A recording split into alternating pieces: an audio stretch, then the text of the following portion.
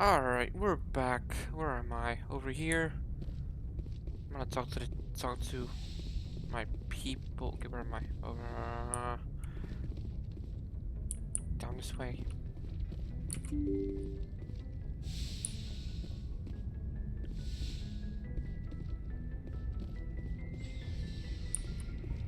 Let's go with chat. Oh god, the elevator.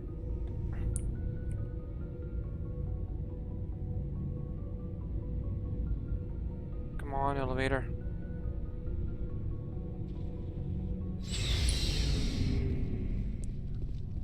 Okay, Rex. What do you want, Shepard? Why did you become a mercenary? Lots of reasons. Such as? Such as, I needed to get out of our system. I needed to eat. I needed to survive. Why not stay and help your people? I tried to help. That's why I had to leave. What happened? I was betrayed. I was head of a small tribe. We were trying to restore order after the war, but the other tribes were against us. They followed Jared, one of the few warlords who survived the war with the Turians. But he was old, and so were his ideas. He wanted to continue the war. He wanted us to fight. Turians, Solarians, each other. It didn't matter who, as long as we were fighting. What did you want? I just wanted Jared to shut up, to stop his ranting. I wanted him to stop leading the tribes astray. But he couldn't understand how much things had changed. We didn't have the numbers to go to war. Even if we did, the genophage made sure we couldn't replenish our numbers fast enough. I told them all to forget about war. We needed to focus on breeding, at least for one generation. And for a while, we were getting through. Some of the tribes started coming around. I take it the warlord didn't appreciate that. No, he didn't. He arranged a crush with the tribes, a meeting on neutral ground. He wanted to talk. We met at the Hollows, near the graves of our ancestors. The skulls of our dead laid bare to remind us where we come from, and where we all go. It's as sacred as any Krogan place can be. Violence is forbidden. It sounds like a trap to me. You must have suspected as much. I did. But when your father invites you to a crush, well, there are some laws that even we hold sacred. Jared was your father? He was. Until that day. We talked, but we didn't get anywhere. When it was clear that I wouldn't join him, he gave the signal. His men leapt from the graves of our ancestors like Krogan undead. The few that were loyal to me died quickly.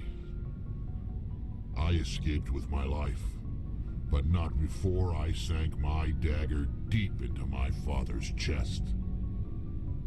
That is why I left, and that's why I'll never go back. So long, Rex. Shepard. Rex. Hello, Ashley. Oh, before I go, you said you're serving with Commander Shepard now? We saw him on the news here. He's cute. Later, sis. Tell me you didn't hear that. Your sister, I assume? Until I get home and kill her. That's Sarah, the youngest. Surprised to see you here, sir. Thought you'd be chatting up what's-her-name? T'Soni? Liara. Why would you think that? Scuttlebutt says you got a bit of a thing for her. I could understand why. The crew's off limits with the regs against fraternization. And at least she looks like a woman. You think I'm interested in Liara because she's the only one I'm allowed to date? So you are interested in her. Of course, it could be politics. Alien diplomat's daughter, us under orders to make nice with the bug-eyed monsters. What's up? You didn't come by to eavesdrop on family mail. Your family seems to be important to you. Yeah, we've always been close. Me and my sisters especially. With Dad on duty so much, I had to help Mom raise them. After helping raise them, your sisters still talk to you? Amazing. Things were tense between Sarah and me for a while. Then we bonded. Sounds like a story. Feel like sharing? Sarah got herself a boyfriend who wanted to go faster than she did, Mike. I didn't think he was a bad kid, just pushy. Lynn would send me these worried vid mails, and I'd tell her to relax. Where were you when this was going on? I was on active duty. Sarah's graduating high school this year. This was only a couple of years back. They were on Amaterasu. At the time, I was assigned to Chernobog. Same cluster, but a dozen LY away.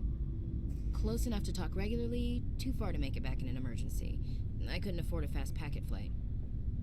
Sounds like that situation didn't last. Mike thought they'd go for a romantic walk in the woods, 'cause he figured it was past time they did the deed. She levered Mike face first into a tree and left. Didn't have a scratch on her. Good thing Mom and Dad had us all learn some kind of self-defense.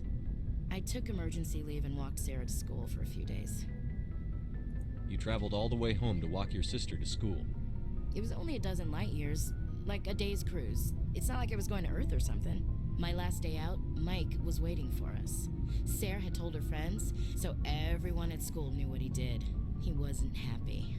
I wanted to snap him in half, but Sarah gave me this look, this let me handle it, I need to do this alone look. She kept her cool, God bless her, as he screamed in her face. She just let him vent. Then he tried to punch her. I swear, she just flowed around him. Next thing I knew, he's face down on the sidewalk and there's blood everywhere. That's unbelievable. Sarah must be as good as you. Better. I'm more or less a straight-up puncher. When he swung, she wasn't there anymore, and he fell. She helped him stop the bleeding and had me call an ambulance. She told the paramedics he fell. Before they took him to the hospital, Mike touched Sarah's arm. I thought he was gonna end up on the ground again. But he hung his head, whispered, "I'm sorry," and started crying.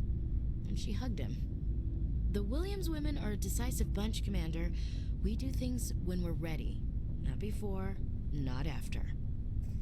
Your sister's something else. But you didn't mention your father at all. Was he on deployment?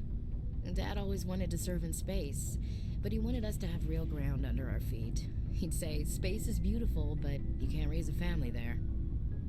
I cannot rest from travel. I will drink life to the lees. All times I've enjoyed greatly, have suffered greatly, both with those that loved me and alone. For always roaming with a hungry heart, much have I seen and known, cities of men and manners, climates, councils, governments. I never thought I'd hear you reciting poetry. Just because I can drill you between the eyes at 100 meters doesn't mean I can't like sensitive stuff. Just don't spread it around. Ulysses was my dad's favorite poem. Every time he shipped out, he recorded me reading it. He had a dozen versions when he retired. Does he still like it? I sure hope so. I read it to his grave every time I go home. Dad passed on a few years back. He's probably still watching, though. So behave. You mean from wherever we go after death? Dead on, Skipper. He's with God now. That's not a problem with you, is it? That I believe in God? Your beliefs are your business. I'm your commanding officer, not your moral compass. Just my commanding officer, huh? We'll have to see about that. I'll look forward to our next talk. You should. I should get back to my duties. Didn't mean to take up so much of your time. We'll talk later, Williams. Looking forward to it, Skipper. Alright. Alright. We're getting somewhere with her. Commander, good to see you. You've been with CSEC a while. Have you Well, seen not them as there? much as you, but yeah, I've seen some interesting things. I'll bet you have. Anything. I remember the Solarian geneticist I was sent to invent. That case was a bit disturbing. What happened? Why were you investigating them? I was tasked with tracking black market trade on the Citadel. Most of it harmless, nothing I needed to pursue. But during the course of my investigation, I noticed an increase in the trade of body parts, organs mostly. We usually get a few of those, but not the numbers I was seeing. We weren't sure if there was a new black market lab or if some freak was harvesting organs from citizens. You've seen this before on the Citadel? Every so often, some lab sells unwanted parts through the black market, but they're not as bad as the psychos. I remember this one L-Corps diplomat we caught in my first year on the job. He was hacking people up and selling their organs, had the station in a bit of a panic. But this case wasn't that clear-cut. Turns out there was more going on than we first realized. So how did you figure out what was happening? First, we got a hold of a sample and ran DNA tests. The weird thing was, the match led us to a Turian who was still alive and was very convinced he'd never lost his liver. After a bit of digging, I discovered this Turian worked briefly for Dr. Salion, the geneticist. So I went to his lab hoping to find evidence of cloned organ development, but there was nothing. No Salarian hearts, no Turian livers, not one Krogan testicle. You're kidding, right? Why would anyone want Krogan testicles? Some Krogan believe that testicle transplants can increase their virility, counteract the effects of the genophage. It doesn't work, but that doesn't stop them from buying. They'll pay up to 10,000 credits each. That's 40,000 for a full set. Somebody's making a killing out there. What did you do about the geneticist? I brought in some of his employees for interrogation to see if I could get them to talk. While I was interviewing one of them, I came across something suspicious. Yeah? Go on.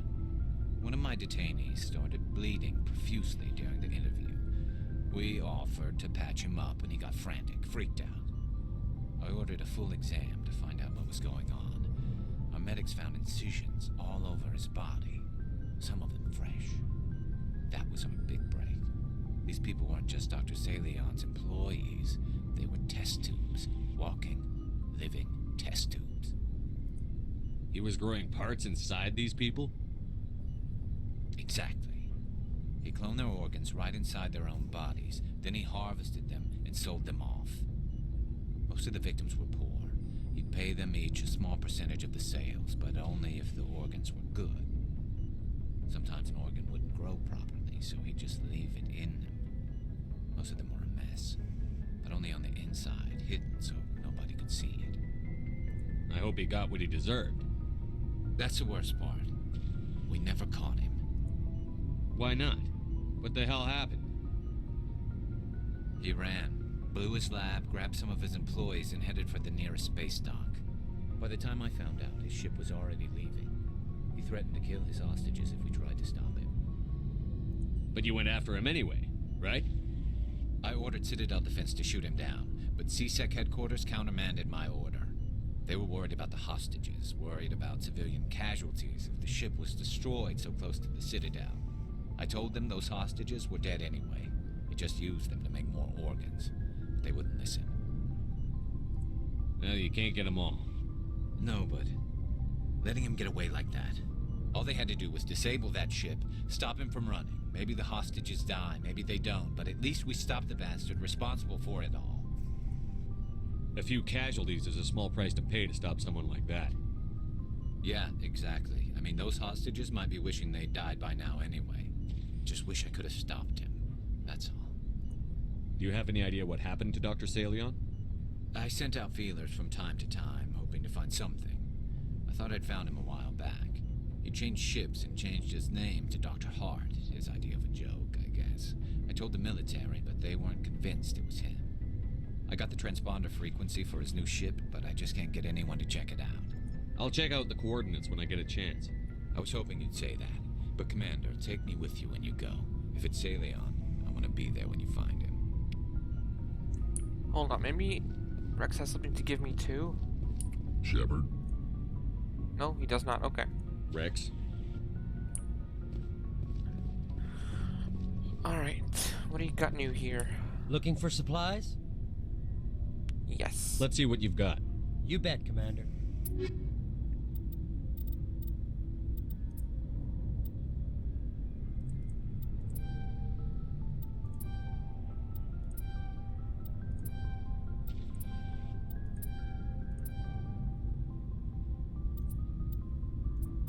I don't have enough. Alright.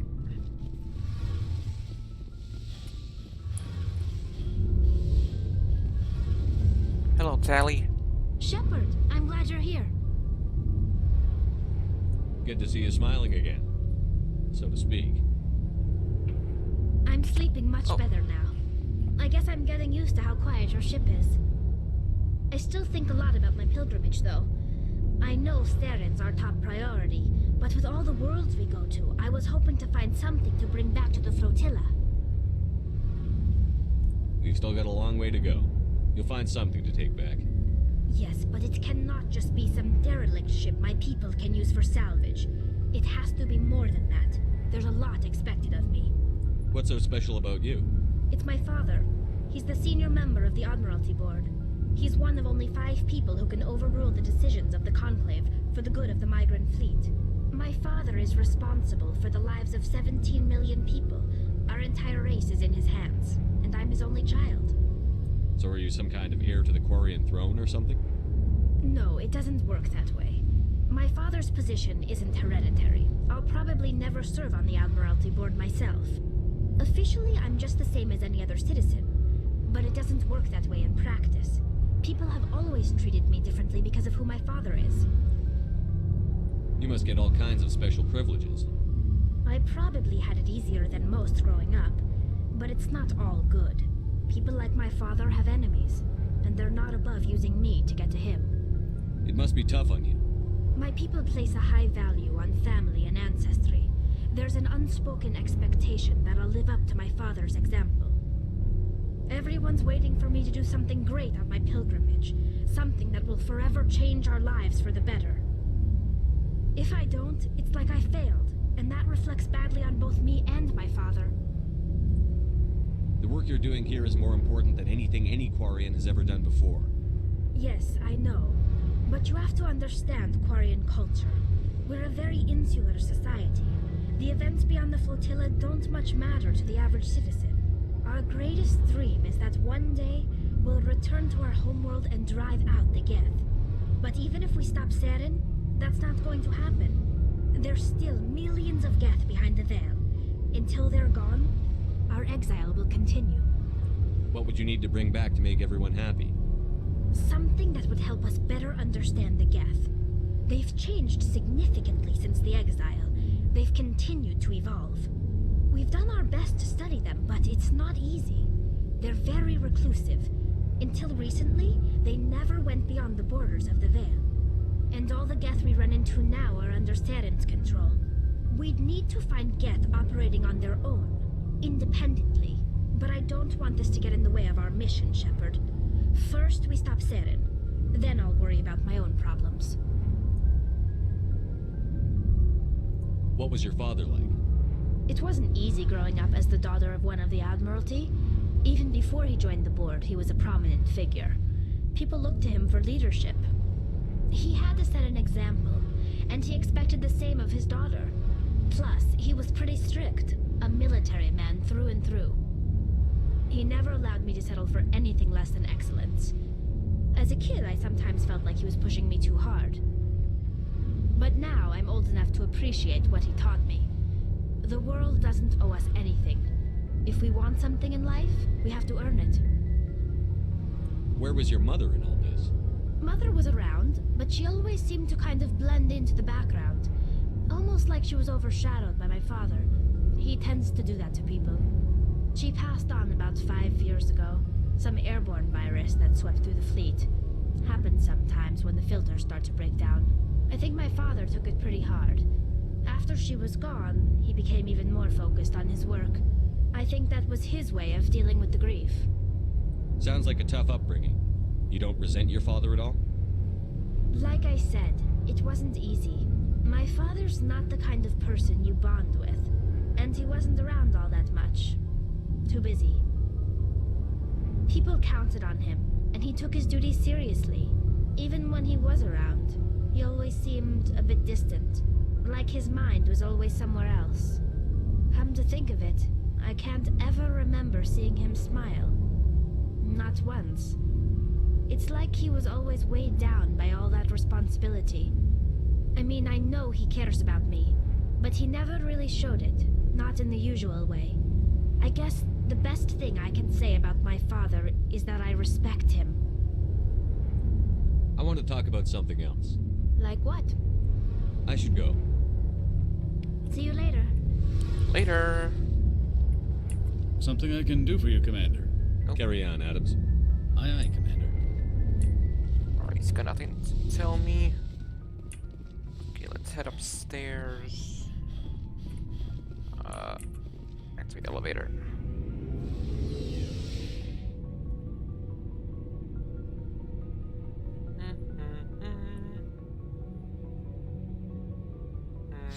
Alright.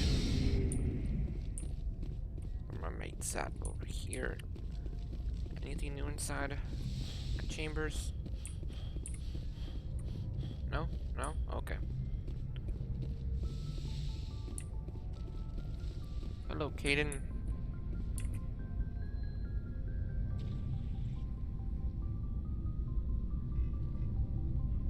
Anything you need, Commander?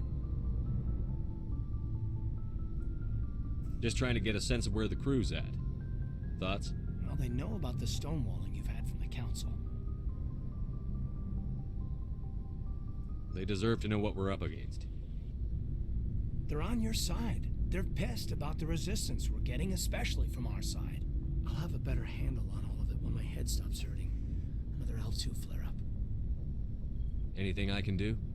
No, Commander, it'll settle down. It's rough sometimes, but they spike higher than a lot of L3s. Except for you, of course. Besides, I fared a lot better than some after Kinetics was through. I haven't heard anything about Kinetics in a while. Yeah, they quietly disappeared. Broke up into a bunch of little corps after they botched the training on Jump Zero. After first contact, Kinetics was set up to track Element Zero exposures and develop implants for humans. Once we had an embassy on the Citadel, Kinetics could bring in experts instead of taking it slow. I'm sure Kinetics did what they thought was best. It wasn't best for us. They brought in an ex-military Turian named Commander Vernus. A real hard-ass. He basically had a free pass to break us if it would turn out a decent biotic. Kind of spiraled from there, Commander. Did he ever face charges for that? He got his, yeah. But like everything else at Jump Zero, it was under the table. The less said, the better. Anyway, this is ancient stuff. I walked it off a long time ago. I should get back to my duties, Commander. We're here to make history, not rehash it. What's your opinion on the last mission? I'm glad there aren't many aliens like the Thorian. I don't think my stomach could take it. One of my cousins has an agribusiness. I was thinking of calling him. Maybe he can get some shipments into Pharos. I mean, now that they're cut off from the company. We'll talk another time, Lieutenant. Commander? Okay, what's in the locker? Take it all. Anyone back here? Nope. Okay.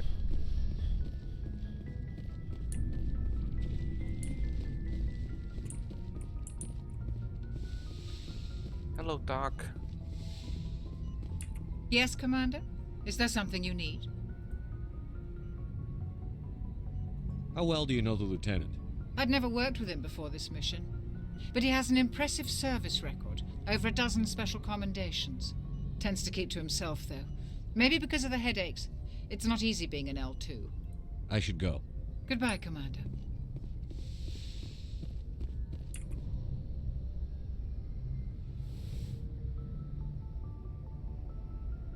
Commander, are you coming to check up on me?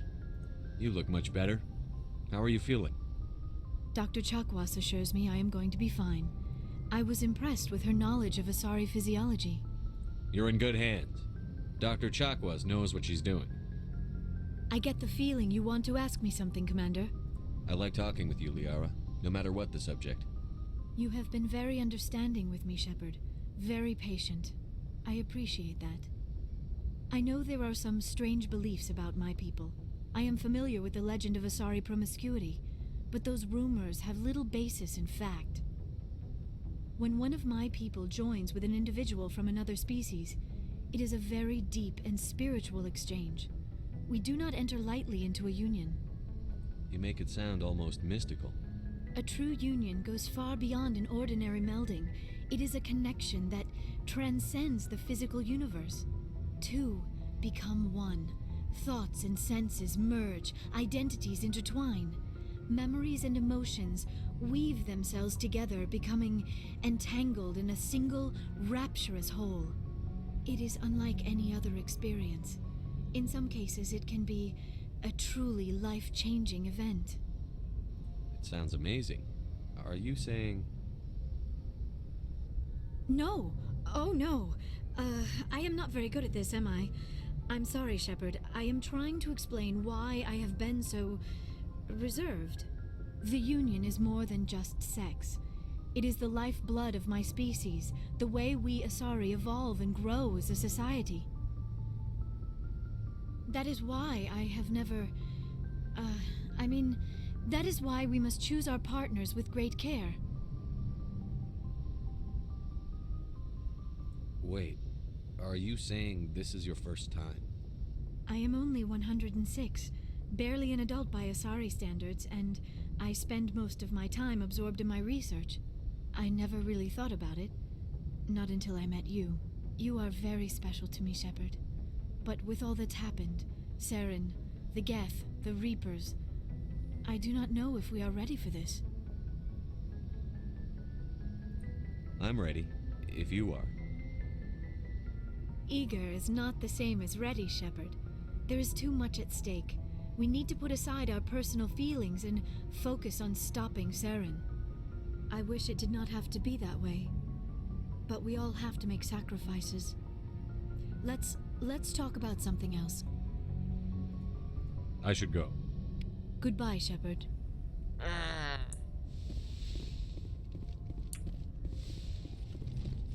Okay, let's see if Joker's out. Has anything else to say? Where is he? Is he up here?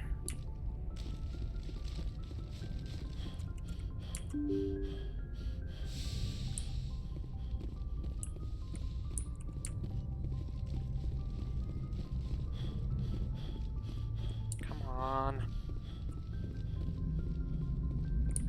Hey, Commander, next time we touch down, let's try not to park the ship in a colony of mutant zombies. Just thinking out loud here.